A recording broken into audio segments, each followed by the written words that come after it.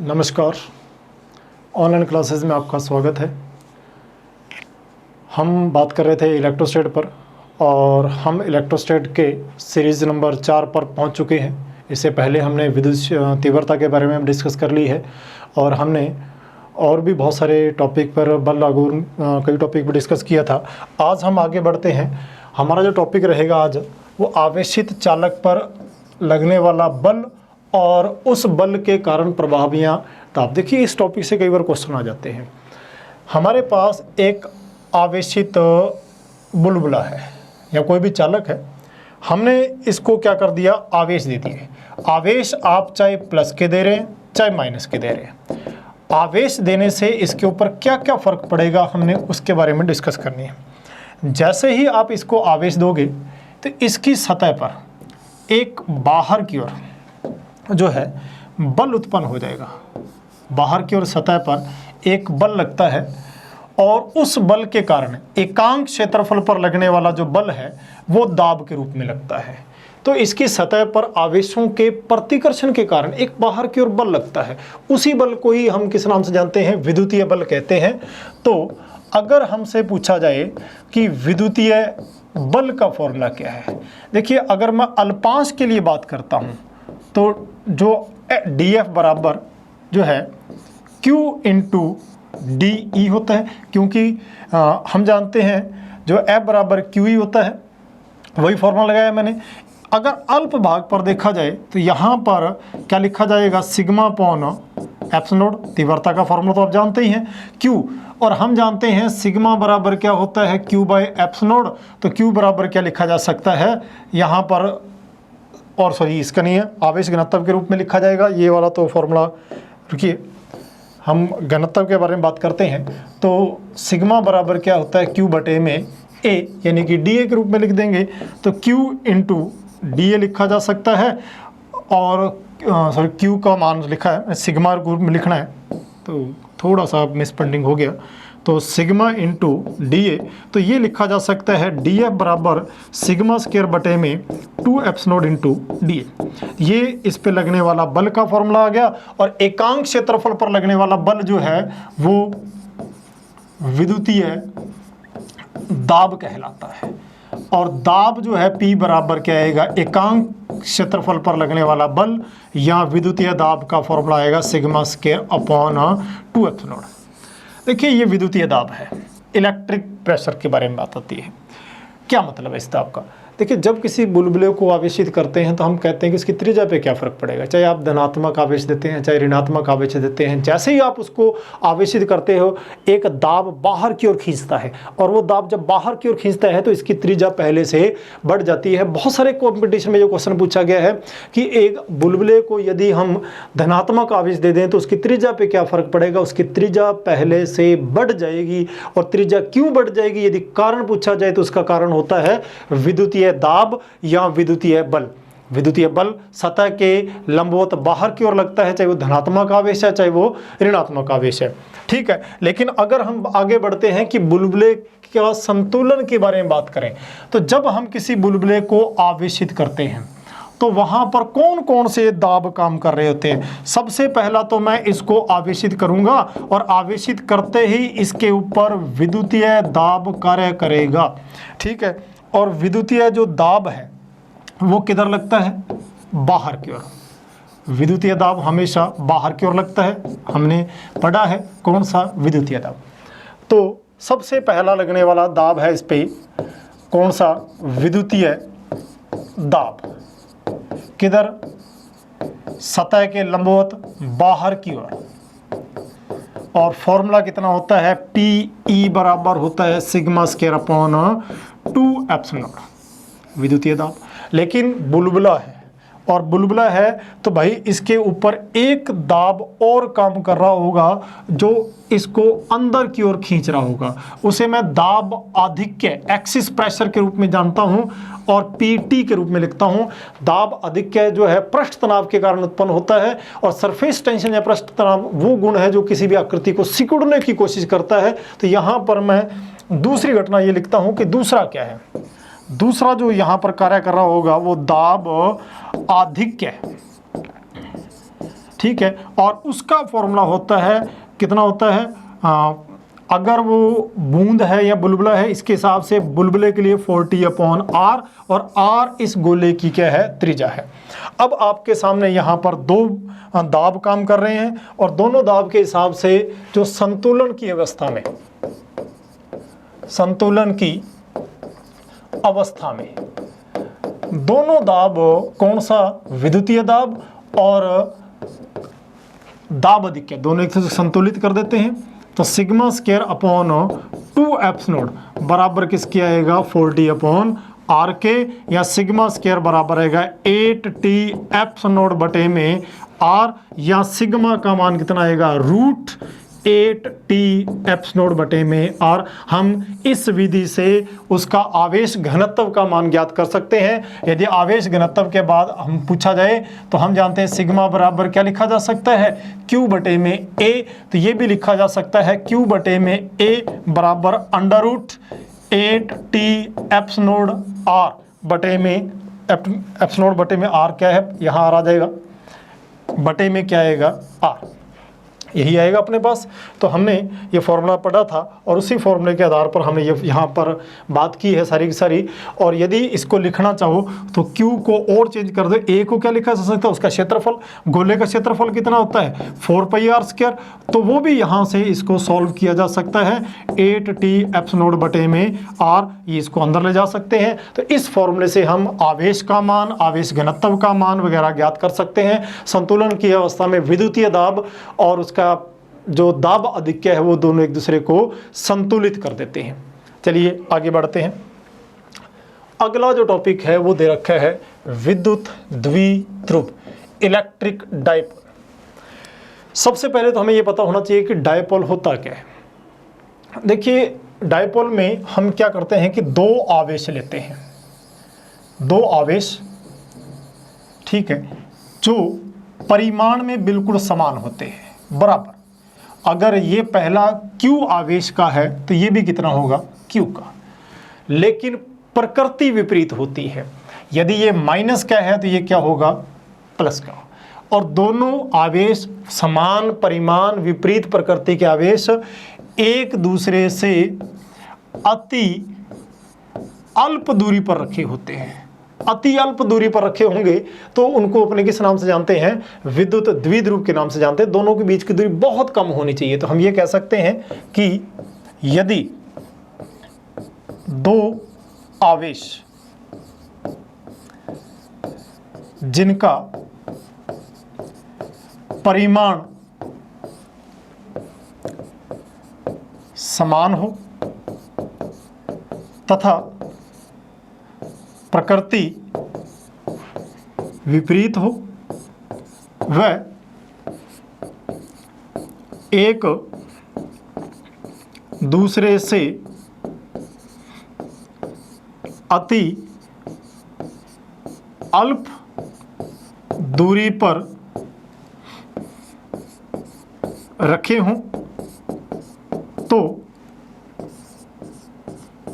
बनने वाला निकाय द्विध्रुव कहलाता है। तो बनने वाला निकाय क्या कहलाता है, द्विध्रुव कहलाता है। ये हमें पता होना चाहिए द्विध्रुव क्या होता है। चलिए आगे बढ़ते हैं। आगे हम बात करते हैं कि मान लो ये हमारा पास द्विध्रुव है। ये छोटे छोटे पॉइंट हैं, बहुत इजी होते हैं और मोस्टली आपने इन पॉइंट को 12th में बहुत डीप से पढ़ा होगा। हम उन्हीं पॉइंट की डिस्कस करते हैं कि ये हमारे पास जो है द्विध्रुव है। द्विध्रुव में सबसे पहले हम ये मानते हैं कि एक वो रेखा जो दोनों आवेशों को प्रतिच्छेदी करती हुई निकलती है। अगर कोई रेखा दोनों आवेशों को प्रतिच्छेदी करती हुई निकलती है तो उस रेखा को हम इसकी अक्ष कहते हैं। और द्विध्रुव के मध्य बिंदु से जाने वाली और तल के लंबवत रेखा, बिल्कुल सेंटर से जानी चाहिए, तल के लंबवत रेखा है, इसको हम किस नाम से जानते हैं, निरक्ष के नाम से जानते हैं। ठीक है, दोनों आवेश आ गए हैं हमारे पास। पहला आवेश कितना है, -q, और दूसरा आवेश q।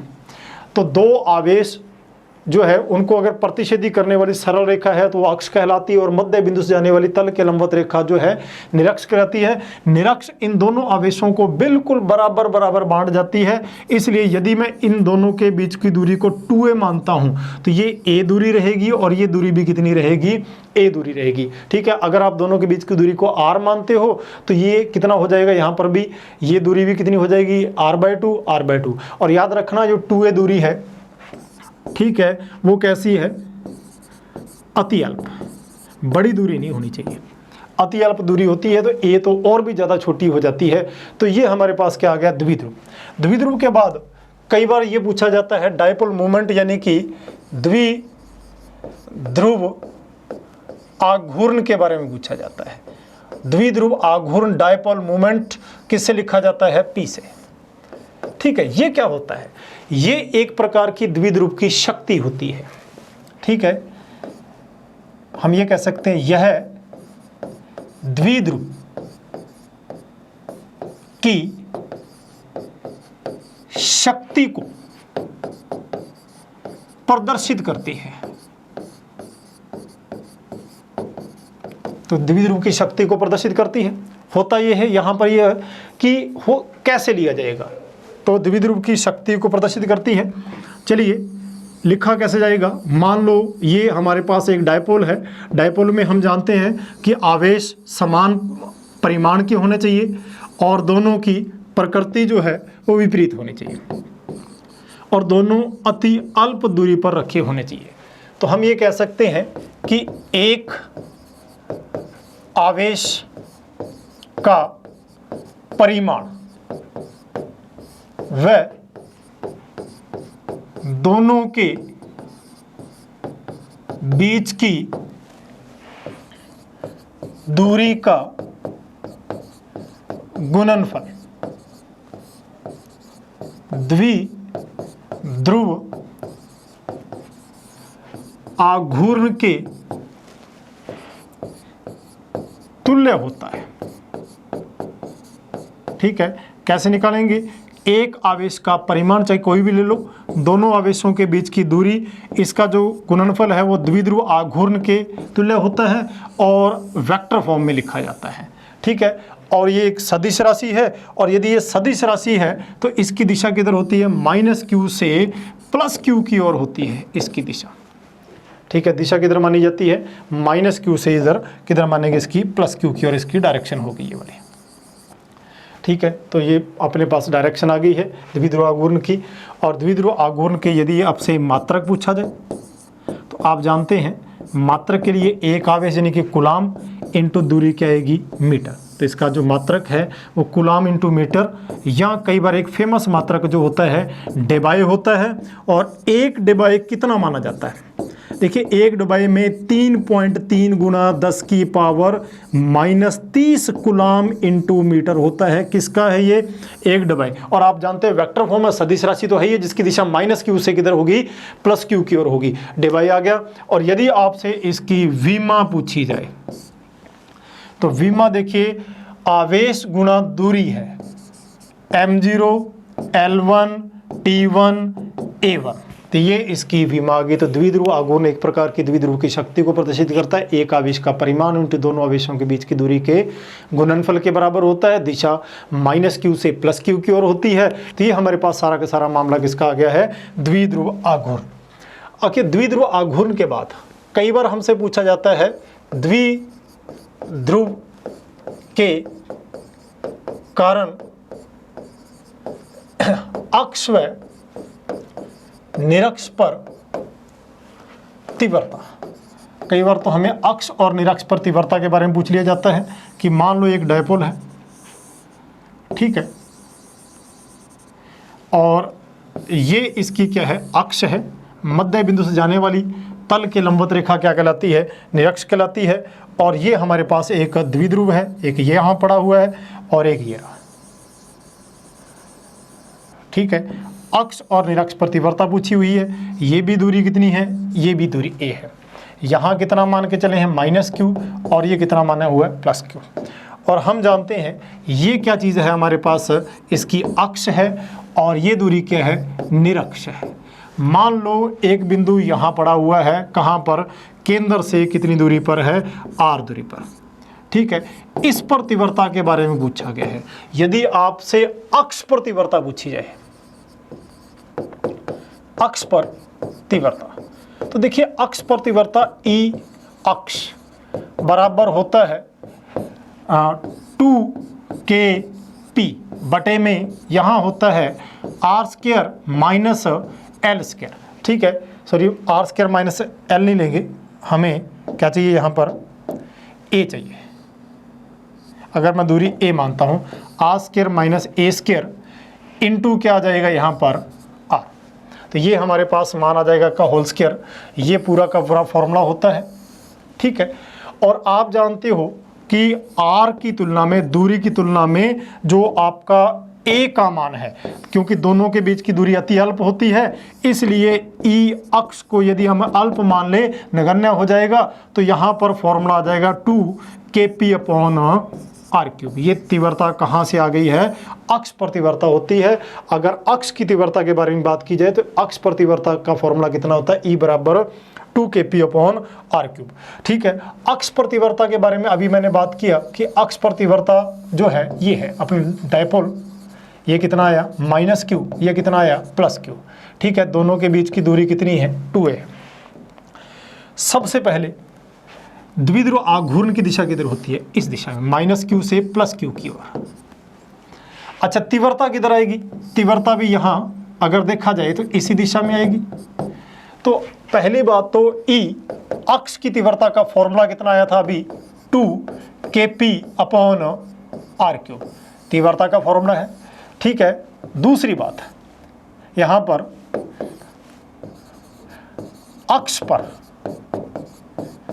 तीव्रता व द्विध्रुव आघूर्ण, ठीक है, समांतर होते हैं, समांतर होते हैं, एक ही दिशा में होते हैं। इनके बीच का कोण कितना होता है, 0, इसलिए वेक्टर जो P है वो वेक्टर E के समांतर है। इन दोनों के बीच का कोण कितना आएगा, 0 आएगा। दोनों एक ही दिशा में रहते हैं। कहाँ की बारे में बात आ रही है, ये, और व्युत्क्रम वर्ग के नियम की पालना नहीं होती है। ठीक है, ये भी बात याद रखना, यहाँ पर स्क्वायर नहीं है, व्युत्क्रम वर्ग के नियम की पालना नहीं होती है। ठीक है, अगर आपसे यहाँ पर मैं एक चीज़ और देखूँ कि मुझे इनके बीच में ग्राफ खींचना है, इधर E और इधर किसके बीच में, R के बीच में, तो देखिए ज़्यादा डीप आएगा ऐसे ग्राफ, क्योंकि यहाँ स्क्वायर का नहीं है, क्यूब का ग्राफ है, तो काफ़ी ज़्यादा डीप आएगा। तो ये मेरे पास किसका आया, अक्ष पर तीव्रता आ गई। ठीक है, अक्ष पर तीव्रता आने के बाद दूसरा पॉइंट लेता हूँ मैं, द्विध्रुव की निरक्ष पर तीव्रता।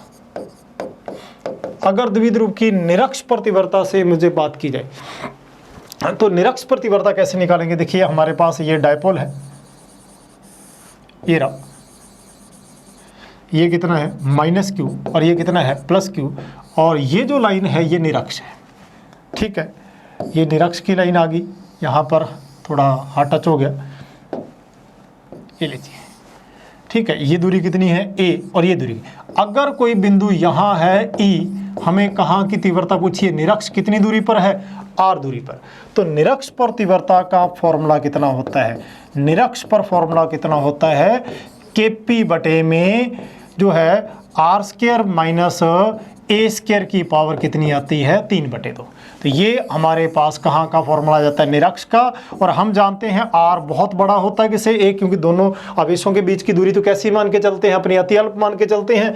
ऐसा कंडीशन पर E जो है, जो निरक्ष का फॉर्मूला कितना आता है, सिर्फ kp/r³। ये कहाँ की तीव्रता आ जाती है, निरक्ष की। ठीक है, तो हमने यहाँ देखिए पहले हम क्या पढ़ के आए थे, अक्ष की तीव्रता 2kp/r³, और यहाँ हमने क्या पढ़ा है, जो निरक्ष की तीव्रता के बारे में बात कर रहे हैं। तो निरक्ष की तीव्रता आने के बाद ध्यान से देखिए, मुख्य बिंदु E, निरक्ष की तीव्रता जो है वो कितनी आ गई है, kp/r³। ठीक है, दूसरी बात, यहाँ भी व्युत्क्रम वर्ग के नियम की पालना नहीं होती है।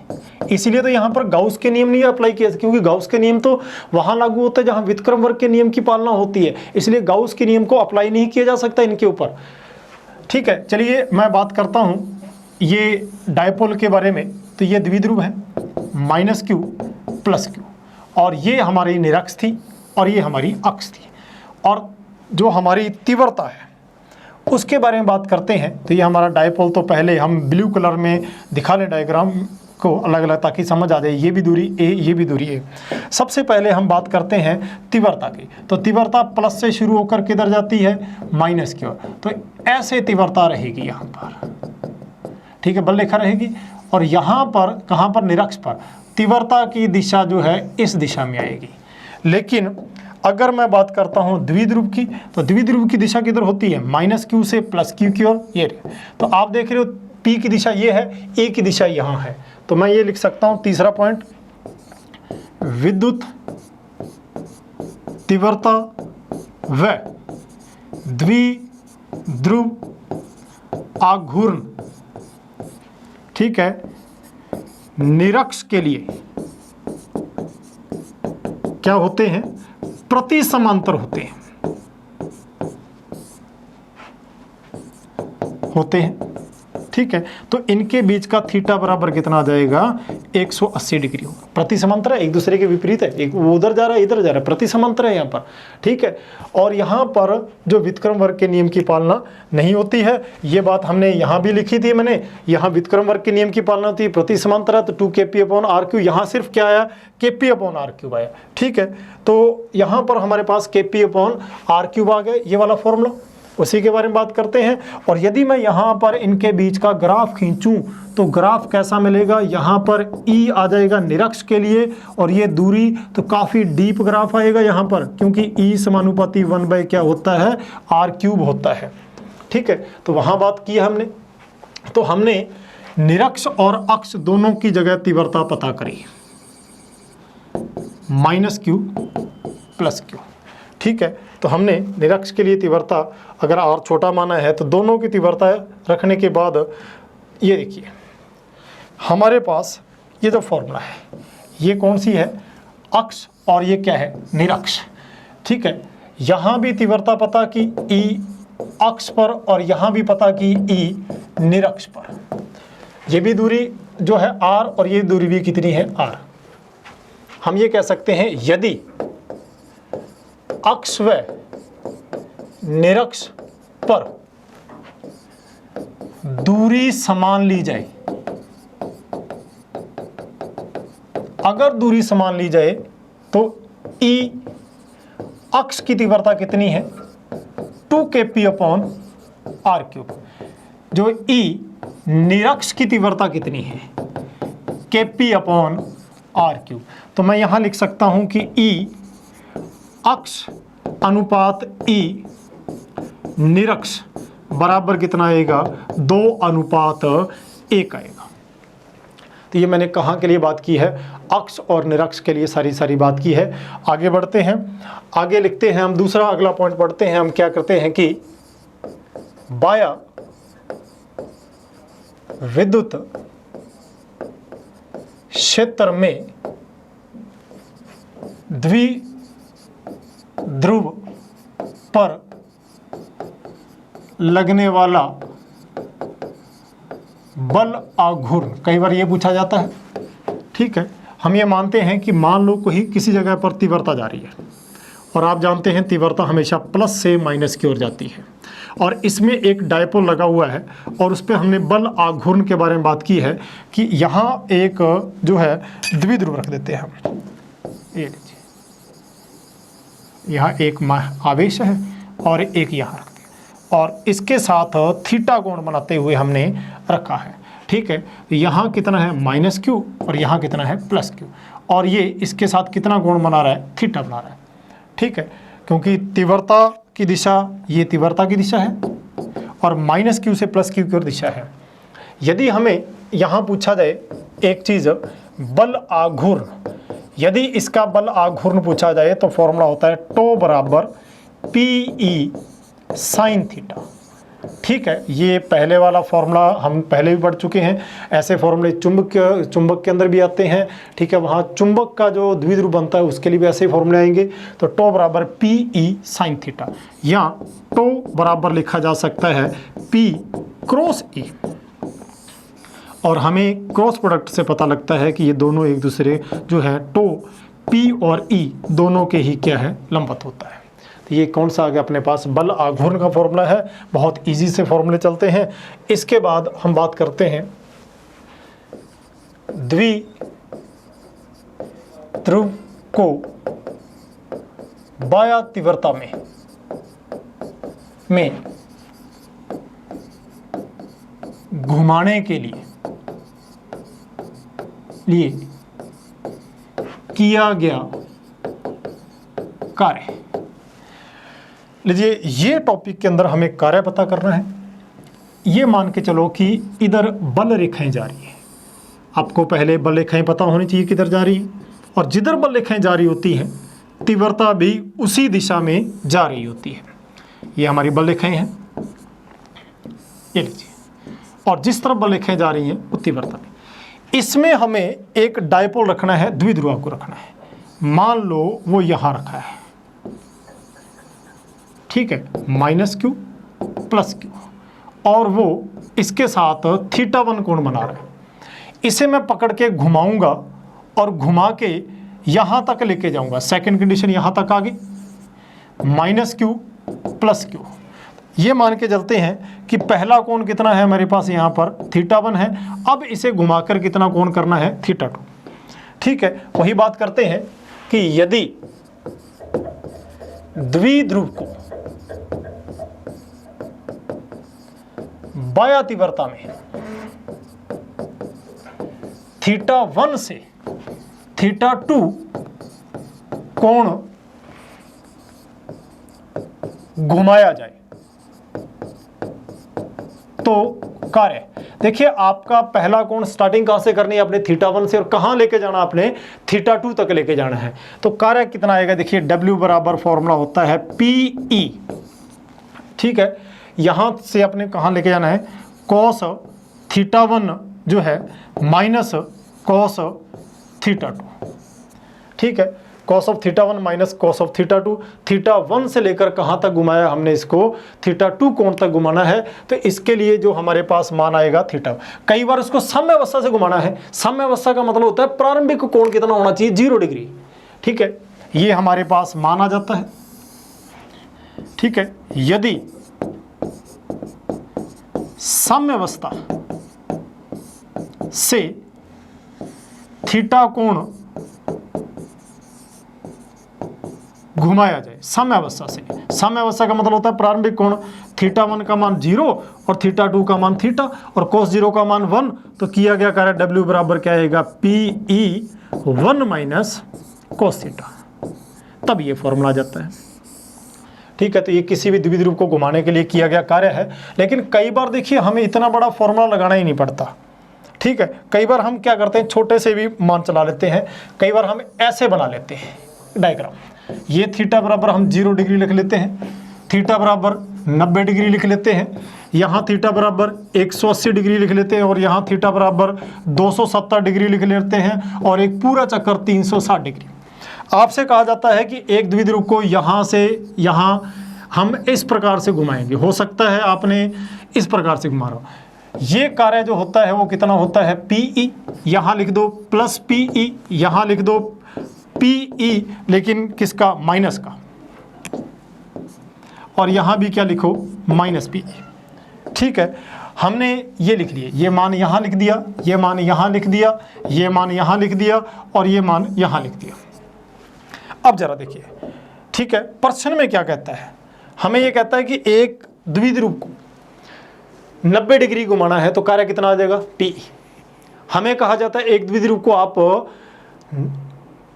180 डिग्री घुमाना है, तो मैं यहां से शुरू कर, देखो θ से लेकर 180 तक, PE PE पूरा घूम जाओ, यहाँ से लेकर यहाँ तक कितना आ गया 2p। अगर किसी द्विध्रुव को आप 180 डिग्री घुमाते हो तो 2p करें। यहाँ कह दे कि एक द्विध्रुव है, साम्य अवस्था में पड़ा है, उसके ध्रुव विपरीत किए जाते हैं, इसका मतलब भी 180 डिग्री होता है, तो कितना होगा 2p। अगर आपसे कहा जाए कि एक पूरा चक्कर लगवाना है तो PE माइनस PE टोटल कार्य कितना हो जाएगा 0। आपसे कहा जाता है एक द्विध्रुव तीव्रता के लंबवत रखा है, कहाँ रखा होगा 90 डिग्री पर। और फिर कहा जाए एक द्विध्रुव तीव्रता के लंबवत रखा है और उसके ध्रुव विपरीत किए गए, मतलब लंबवत रखा है, ध्रुव विपरीत किए गए, कहाँ थीटा बराबर कहाँ रखा है अब लंबवत, ध्रुव विपरीत करने के लिए आपको 180 डिग्री घुमाना पड़ता है। तो टोटल कितना हो गया, कितना कार्य करना पड़ेगा। एक द्विध्रुव तीव्रता के लंबवत रखा है और उसके ध्रुव विपरीत किए गए, यानी कि 90 से 270, PE माइनस PE कार्य कितना हो गया 0 हो गया। तो इस प्रकार से किसी भी द्विध्रुव को घुमाने के लिए कार्य हम इस डायरेक्ट फॉर्मूले से भी पता कर सकते हैं। आगे बढ़ते हैं हम। द्विध्रुव की बाह्य तीव्रता में स्थितिज ऊर्जा, कई बार हमसे इसके बारे में पूछ लिया जाता है। मान लीजिए यहाँ पर इस प्रकार से विद्युत बल लिखाई जा रही है और हमें इसमें उसकी स्थितिज ऊर्जा के बारे में जानकारी प्राप्त करनी है। ये लीजिए, यहाँ पर ये तीव्रता की दिशा है, इसमें हम एक डायपोल रखते हैं, ये लीजिए वो ऐसे रखा हुआ है, कितना -q + q, और वो इसके साथ यहाँ पर कितना कोण बना रहा है थीटा। यदि हमें इसके बारे में पूछा जाता है थीटा कौन से रखा गया है, अगर द्विध्रुव की स्थितिज ऊर्जा पूछी जाए, ठीक है, स्थितिज ऊर्जा का फॉर्मूला होता है U बराबर -PE cos थीटा। तो ये किसी भी डायपोल की क्या होती है, स्थितिज ऊर्जा होती है, ठीक है। और कई बार ये पूछा जाता है साम्य अवस्था में स्थितिज ऊर्जा। साम्य अवस्था का मतलब होता है जब लगने वाला कुल बल 0 हो जाता है तो उसकी स्थितिज ऊर्जा पूछ ली जाती है, ठीक है। 3 कंडीशन पर पूछी जा सकती है। मान लो ये हमारे पास साम्य अवस्था है और हमने 3 प्रकार की साम्य अवस्था बात कर रहा हूँ मैं। ये देखिए साम्य अवस्था में तो हालांकि मैं तीनों घटनाएं ले लेता हूँ। साम्य अवस्था तो 2 ही होती है, या तो स्थायी साम्य अवस्था या अस्थायी साम्य अवस्था। मैं 3 प्रकार की स्थितिज ऊर्जा के बारे में बात करता हूँ। ये देखिए बल रेखाएं आप जानते हैं किधर होती है, हमेशा प्लस से माइनस की ओर होती है। इसमें एक द्विध्रुव रखा हुआ है, ये ऐसे, ठीक है, -q + q, ठीक है। यहाँ द्विध्रुव हम लंबवत रख के चले हैं, -q + q, और यहाँ हमने द्विध्रुव एकदम उल्टा रख दिया है, -q + q, ठीक है। यहाँ हम जानते हैं अगर तीव्रता की दिशा देखी जाए तो तीव्रता किधर जाती है, हमेशा प्लस से माइनस की ओर। तो ये तीव्रता की दिशा है इस दिशा में, तो तीव्रता हमेशा इस दिशा में जाएगी। यहाँ तीव्रता की दिशा इधर है। यहाँ द्विध्रुव की दिशा किधर होती है, -q से +q की ओर, यानी कि द्विध्रुव इधर जा रहा है, तीव्रता भी इधर है।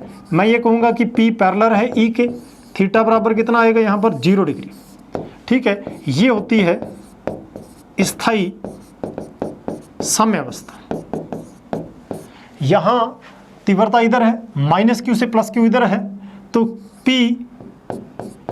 E के प्रति समांतर है, ठीक है। थीटा बराबर कितना है 180 डिग्री। तो ये क्या कहता है, अस्थायी साम्य अवस्था। और यहाँ थीटा बराबर आप देख ही लिया है आपने 90 डिग्री।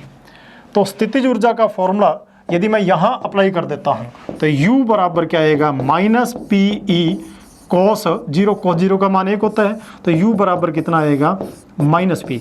अगर स्थायी साम्य अवस्था बोल देता है तो सिंबल कौन सा आएगा आपके पास, माइनस का। यहाँ देखिए U बराबर -PE cos 180 डिग्री, ठीक है, और cos 180 डिग्री का माइनस माइनस प्लस हो जाएगा। U बराबर कितना आएगा, +PE। तो ये कौन सी आ जाएगी अपने पास, अस्थायी साम्य अवस्था। ठीक है। और यदि यहाँ थीटा बराबर दे रखा है स्थितिज ऊर्जा लंबवत हो तो पी cos 90 डिग्री, और u बराबर लंबवत होने पर स्थितिज ऊर्जा का मान कितना आएगा 0। तो ये हमने किसी भी द्विध्रुव की स्थितिज ऊर्जा के बारे में बात की है, तो कितनी आएगी। अच्छा, एक बात और मैं आपसे शेयर करना चाहता हूँ। मान लो आपने एक द्विध्रुव को एक जो है डोरी से लटका दिया, ये लीजिए, ये -q है, ये +q है, और ये भी दूरी a है, ये भी दूरी a है। आपको हालांकि अगर बिल्कुल बीचों बीच नहीं दिख रही है तो हम इसको थोड़ा बिल्कुल बीचों बीच बनाएंगे, क्योंकि द्विध्रुव की पहली शर्त यही है कि जो मान है वो जो यहाँ से हम इसको लटकाएंगे, बिल्कुल बीच निरक्ष लटकानी है। ठीक है, ये दोनों आ गए अपने पास, और ये दूरी कितनी है हमारे पास a, दोनों ये है। अब हमने क्या किया, यहाँ पर एक प्लेट लगा दी प्लस की, और यहाँ एक प्लेट लगा दी हमने माइनस की।